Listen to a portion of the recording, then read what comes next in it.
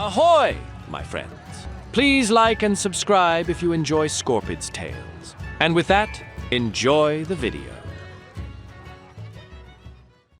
Scorpid the Rogue sailed to Darkshore on the same rickety vessel that had brought him to Teldrassil.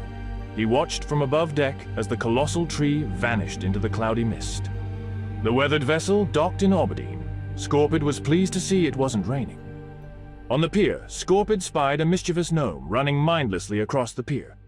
The gnome kept running, even leaping off into the sea. Scorpid gave chase and leapt in after him. Despite Scorpid's shouts, the gnome swam into the abyss, embracing the depths. Suddenly, the gnome began to swim towards the surface, a sudden change of heart. Scorpid was unable to reach the gnome in time, and he watched as the gnome drowned in the depths, his remains sinking to the deep dark below. And that, kids, is why you never auto-run and go do other things. Gwyneth Bly-Lagonda, a refined night elf draped in posh clothing, approached Scorpid with a request. Explore the mysteries of beached sea creatures along the shoreline. The promise of silver coins for each sample brought back had Scorpid interested. A dwarven woman, fancying herself an archaeologist, convinced Scorpid to travel southward to retrieve her old prospector friend from a dig for a tempting sum of 69 silvers. Scorpid gladly accepted. A sentinel in Aberdeen tasked Scorpid with a mission: to find a cursed red crystal in the eastern hills. A thrilling revelation awaited Scorpid, a wanted poster for the mischievous Murk-Eye. Wait, no, that's the other giant grey murloc on the other beach. It was Murkdeep, who wreaked havoc on Darkshore's beaches. None of the tasks seemed perilous for a rogue of Scorpid's seasoned expertise. What irked him was the vast expanse of Darkshore, promising only the monotony of running back and forth along the long road. Scouring the desolate beach, Scorpid encountered colossal beached sea creatures resembling Loch Ness monsters, now lifeless on the shore. Their demise was an improvement. At least they weren't alive, and he wasted no time in collecting bone and flesh samples. Giant, washed-up sea turtles met a similar fate, providing additional specimens for his collection. Beneath the waves, Scorpid explored murloc-infested shipwrecks, where pirate treasures lay forgotten, waiting for daring hands. The value of these treasures would surely make Aberdeen's archaeologists pay well for these otherwise useless artifacts. Traversing the grey sandy beaches, Scorpid engaged in a lively pursuit of giant crabs. Their fine-looking crab meat promised a fortune from fishermen in Aberdeen. Venturing into the forested woodlands, Scorpid witnessed the unfortunate demise of a human named Tiny Pump, pursued by sinister twilight cultists, likely agents of the old god See-Thuh-n, or, as some weirdos call it, See-Thuh-n.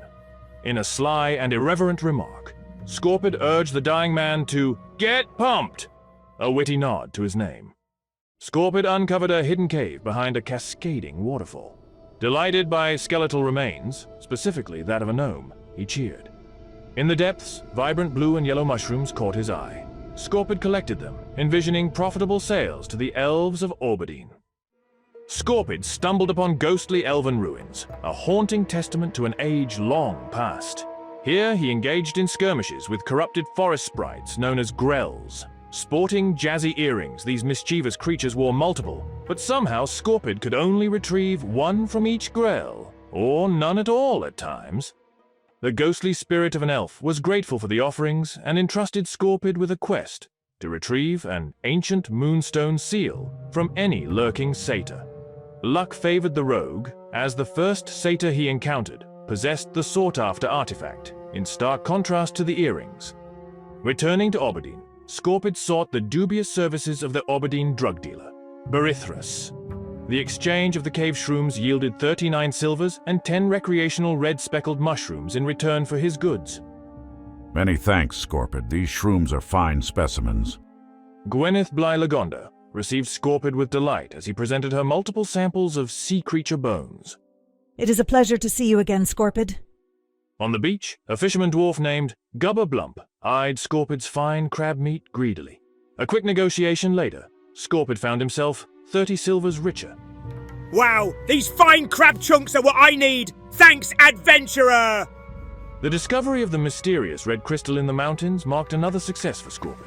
He noted its location and made his way back to Aberdeen with the information in hand.